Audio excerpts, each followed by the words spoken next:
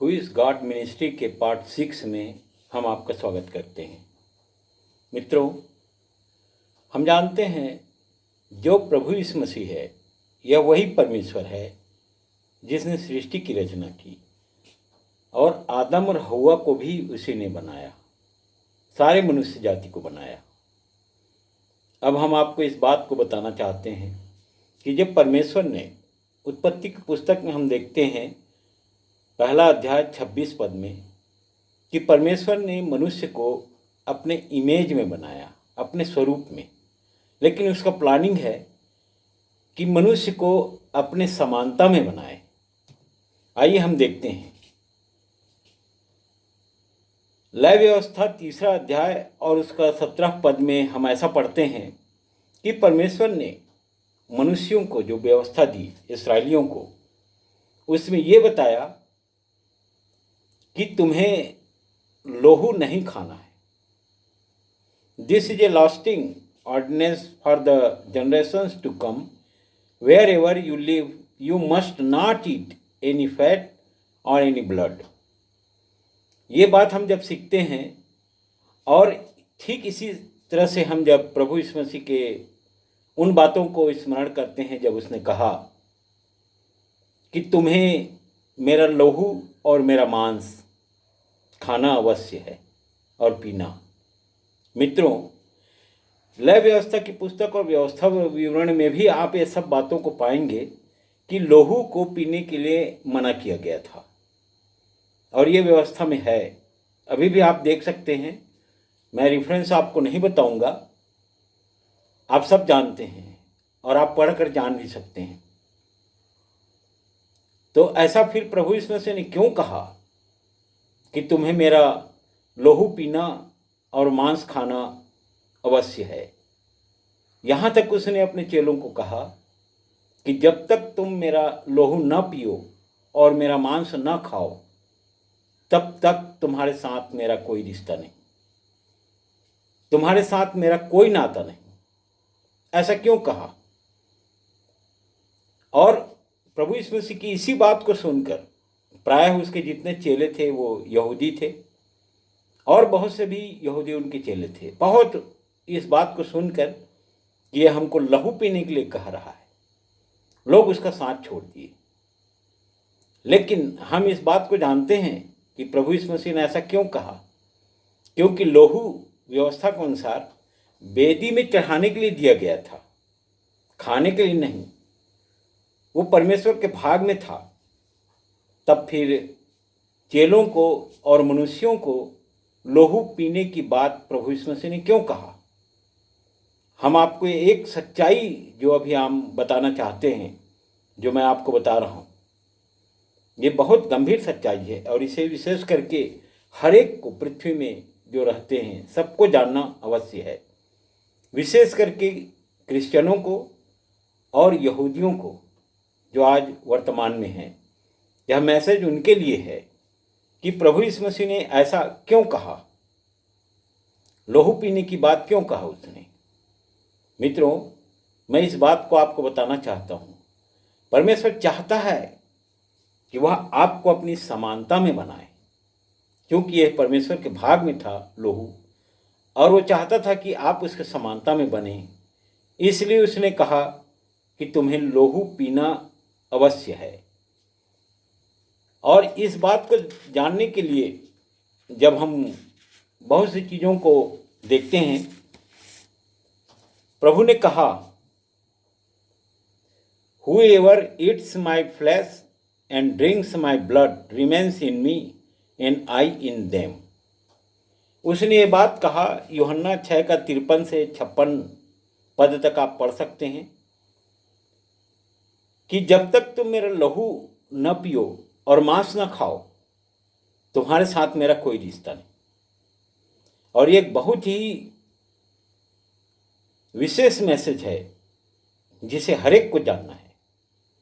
और प्रभु भोज की जो व्यवस्था दी गई है कलीसिया में, ये इसीलिए है, बहुत से लोग इस बात पर दूर चले जाते हैं या सोचते हैं कि हमको लहू और मांस खाने के लिए पीने के लिए क्यों दिया जाता है। जो जो लोग क्रिश्चियन नहीं हैं, विशेष करके उनके लिए एक बहुत गंभीर बात हो जाती है कि कोई व्यक्ति कैसे, कई लोग बोलते हैं कि चर्च में इन लोग लोहू पीते हैं और मांस खाते हैं। बहुत से लोग ऐसे हैं जो इन बातों से बचने के लिए इसमें कुछ मिलावट कर देते हैं। कुछ लोग कहते हैं लोहू का प्रतीक पीने के लिए यह यीशु मसीह के लोहू का प्रतीक है। कुछ लोग कहते हैं यह प्रभु यीशु मसीह के मांस का प्रतीक है। तो प्रभु यीशु मसीह ने प्रतीक नहीं दिया हमें, उसने सीधा कहा यह मेरा लोहू है, इसे पियो, यह मेरा मांस है, इसे खाओ। लोहू और मांस को दिया उसने।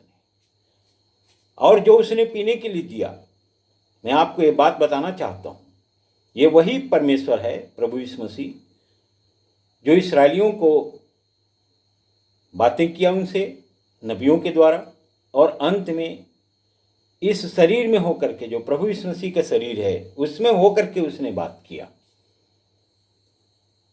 और देखिए, प्रभु यीशु मसीह ने कहा और हो गया। उसने लाजर को, जो मर चुका था, सड़ चुका था, उसको कहा उठ, और वो उठ कर आ गया, बाहर आ गया, उठ बाहर आ। तो यह वही परमेश्वर है जो कहता है और ठीक वैसा ही हो जाता है। और उसने जब चेलों को कहा यह मेरा लोहू है, इसे पियो, तो जो उसने पीने के लिए दिया वह उसका लोहू बन गया। और जो मांस, जो रोटी का टुकड़ा उसने दिया और कहा यह मेरा मांस है, इसे खाओ, तो वह मांस रोटी नहीं रह गया, बल्कि वह मांस ही बन गया। और हम ऐसा जानते हैं कि प्रभु यीशु मसीह ने लोहू दिया पीने के लिए अपना, और अपना मांस दिया खाने के लिए। कोई प्रतीक नहीं दिया और नहीं किसी अन्य प्रकार की चीजें दी। तो इस बात को आप जानिए कि जब एक आदमी, इंसान जब बपतिस्मा लेता है प्रभु यीशु मसीह में, तो वह किस प्रकार से अब्राहम के वंशज में शामिल हो जाता है, परमेश्वर का पुत्र बन जाता है। और यही बात है कि हम परमेश्वर की समानता में हो जाते हैं और हम उसका लोहू पीते हैं, जो कि परमेश्वर के भाग में है, जो वेदी के लिए है। और इस तरह से परमेश्वर ने प्रभु यीशु मसीह में होकर के हमें अपनी समानता में बनाने के लिए अपने समान वेदी का जो भाग है उसे मनुष्य को पीने के लिए दिया। जो लोहू है उसे मनुष्य को दिया। और यह सच्चाई हर एक को जानना है। और जब तक आप प्रभु यीशु मसीह का लोहू नहीं पिएंगे प्रभु भोज में, तब तक आपका प्रभु यीशु मसीह के साथ कोई रिश्ता नहीं रहेगा। बहुत लोग सोचते हैं कि बिना बपतिस्मा का हमारा उद्धार हो जाएगा। ऐसा कभी नहीं हो सकता। इसीलिए बपतिस्मा जरूरी है। क्या बिना बपतिस्मा का कोई प्रभु यीशु मसीह का मांस खा सकता है, उसका लोहू पी सकता है और प्रभु भोज में शामिल हो सकता है? कभी नहीं। प्रभु यीशु मसीह ने और उसके चेलों ने ये बात कहा है कि जितनों ने मसीह में बपतिस्मा लिया उन्होंने मसीह को पहन लिया। यानी मसीह, जो प्रभु यीशु मसीह है, उसने अपना लोहू और मांस जब खाने और पीने के लिए दिया, तो इसका तात्पर्य ये होता है कि हम उसके समानता में शामिल हो जाते हैं, हम उसके समानता में बनाए जाते हैं। और यह परमेश्वर की योजना है जो उसने आरंभ में किया, और उसने जो प्लानिंग किया कि आओ हम मनुष्य को अपनी स्वरूप और समानता में बनाएं। लेकिन आप उत्पत्ति में देखेंगे तो वहाँ लिखा है कि मनुष्य को, आदम को अपने स्वरूप में बनाया। इसके बाद समानता में बनाने की बात वहाँ नहीं है। और समानता में बनाने की बात अब है, आज है आपके लिए। इसलिए हमने पिछले मैसेज में ये बात बताया कि मनुष्य अंडर कंस्ट्रक्शन है, एक अंडे की तरह, और आपको प्रभु यीशु मसीह के समानता में बनना है। आप यूहन्ना की जो पत्री में पढ़ेंगे तो वहाँ लिखा है कि जिसको हमने छुआ और जिसको हमने देखा वह पूरी रीति से मनुष्य था। कोई आत्मा जिसको छुआ नहीं जा सकता, उस प्रकार से नहीं था हमारा प्रभु यीशु मसीह। संपूर्ण रीति से मनुष्य और आत्मा में संपूर्ण रीति से परमेश्वर। इसलिए यह बात आपको जानना बहुत अनिवार्य है, और हर एक मनुष्य के लिए अपने उद्धार के लिए, उसके उद्धार के लिए प्रभु यीशु मसीह में हो करके स्वर्ग में उसको जगह मिल सकता है। और इसीलिए ये समय है अंत का समय कहना चाहिए। अंत इसलिए कि संसार में जो घटनाएं घट रही है, जो बातें हो रही है, वो इस बात को प्रकट करता है कि हमारा प्रभु यीशु मसीह अपने प्रतिज्ञा के अनुसार फिर से आने वाला है। और जब वह आएगा तो क्या पाएगा? हमको और आपको अपनी समानता में पाएगा।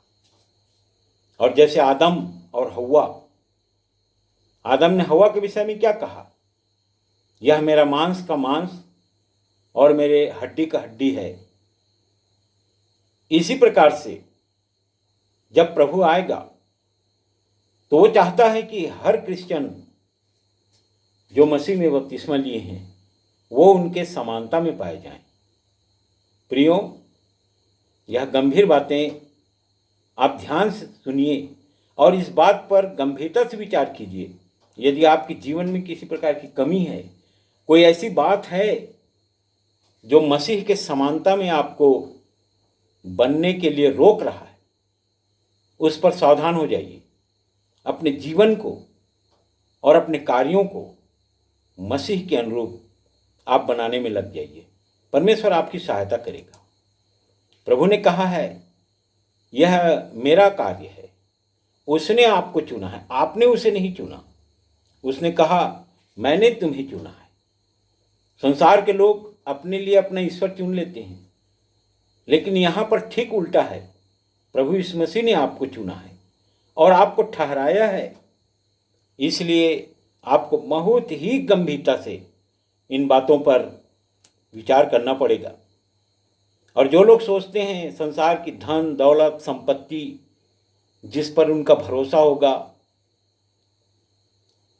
संसार की जो बीमारियां हैं, जो बहुत सी ऐसी बातें हैं जो इलाज से या और किसी और तरीके से लोग सोचते होंगे कि हम ठीक हो जाएंगे, उनके लिए संदेश है कि उनकी आत्मिक चंगाई और शारीरिक चंगाई प्रभु यीशु मसीह ही दे सकते हैं। आपकी आत्मिक चंगाई इस रूप में कि आप आत्मा में नया बनाए जाते हैं। प्रभु यीशु मसीह आपको नया जन्म देता है, अपनी आत्मा आपके भीतर डालता है। पौलुस ने कुरिन्थ की पत्री को लिखा, उसने बयाने के रूप में अपनी आत्मा को हमें दिया है। और यह जो बयाना है, यह एक प्रकार से हमारे लिए साइन है, चिन्ह है कि हम उसके समानता में पाए जाते हैं। मित्रों, इस बात पर आप गंभीरता से विचार कीजिए और सोचिए, संसार और उसकी बातें या मनुष्य की बनाई हुई विधियां और नियम, ये सब आपके किसी काम की नहीं, वरन आपको नए सिरे से प्रभु यीशु मसीह की बातों को सीखना पड़ेगा। आप हो सकता है जन्म से क्रिश्चियन हैं, लेकिन आप एक बार फिर से प्रभु यीशु मसीह की बातों को, जब तक आप मिट्टी में धूल में नहीं मिल जाते हैं, आपके शरीर मृत्यु को नहीं पा लेता है, उससे पहले आप मत्ती, लूका, मरकुस और यूहन्ना, इसको एक बार फिर से पढ़िए बहुत ही गंभीरता से कि प्रभु यीशु मसीह ने क्या क्या कहा है, आपके लिए क्या क्या रखा है। निश्चय वह आपके हृदय में आपसे बातें करता है। वह जीवित परमेश्वर है। उसने मृत्यु पर जय पाई और इसलिए वो जो इन सब कष्ट को झेल करके, जो मृत्यु का दुख को झेल करके हमारे लिए उद्धार का रास्ता खोल दिया, हमारे स्थान में क्रूस में उसने अपना प्राण दिया, अपना लहू बहा दिया, उसी व्यवस्था को पूरा करने के लिए, जिस व्यवस्था के अनुसार था कि बिना लहू बहाए पापों की क्षमा नहीं। तो आप जो पापों की क्षमा पा चुके हैं, जितनों ने मसीह में बपतिस्मा लिया है, उन्हें चाहिए कि वे आत्मा में मसीह के स्वरूप में हो जाइए, और इसलिए उसने आपको अपना लहू पीने के लिए दिया और मांस खाने के लिए दिया। मित्रों, कितने यहूदी ऐसा सोचते थे कि यह आदमी क्यों कर हमें अपना मांस खाने के लिए और अपना लहू पीने के लिए देगा। क्या वे व्यवस्था को नहीं जानते थे? जानते थे। उनके जो चेले थे वो भी इस व्यवस्था को जानते थे। प्राय सबके सब यहूदी थे और इस व्यवस्था के अनुसार जी रहे थे। पौलुस तो कहता है कि मैं व्यवस्था के अनुसार निर्दोष हूं, फिर भी उसने मसीह को अपनाया, और वो जानता था कि मेरा ज्ञान जो व्यवस्था के अनुसार है या संसार की जो बातें हैं वह मेरे किसी काम का नहीं है। इसलिए प्रियो, हम एक ही बात आपको बताते हैं जो पौलुस ने कहा, जो उनके चेलों ने कहा, हम उसमें से एक तिल मात्रा भी इधर उधर नहीं करेंगे। आपके लिए संदेश है कि आप मसीह के समानता में हो जाइए। उसके हाथों की रचना है आप, उसके हाथों में अपने आप को दे दीजिए ताकि वह अपनी समानता में आपको बनाए। याकूब ने अपनी पत्री में लिखा, क्या लिखा?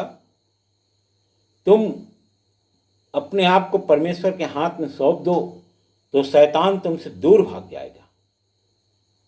शैतान की जो योजनाएं हैं, जो आपको इस बात के लिए रोकता है, आज बहुत से लोगों को रोक के रखा है बपतिस्मा के लिए। विशेष करके लोग सोचते हैं कि बिना बपतिस्मा का हमारा उद्धार हो जाएगा, जबकि ऐसा नहीं है।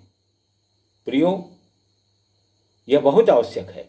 पृथ्वी का हर एक मनुष्य, आज कोई नहीं जानता कि उसकी मृत्यु कब हो जाएगी। अच्छे खासे भले जवान लोग मर जा रहे हैं। अनेक प्रकार की बीमारियां, महामारियां, दुर्घटनाएं, भूकंप, तूफान, बाढ़, न जाने किस प्रकार की विपत्तियां, अनेक प्रकार की विपत्तियां आज पृथ्वी में है। जो मृत्यु, जिसके हाथ में है मृत्यु का सामर्थ्य, वो शैतान है, और वो चाहता है कि आपकी मृत्यु शरीर से हो जाए ताकि आप इस शरीर में जीते जी प्रभु यीशु मसीह के समानता में ना बन सकें, उसके नाम में बपतिस्मा न ले सकें मसीह में, और न ही आप उसके लोहू को पी सकें और न ही उसके मांस को खा सकें, क्योंकि इसके बिना आपका मसीह के साथ कोई भी संबंध नहीं रहेगा।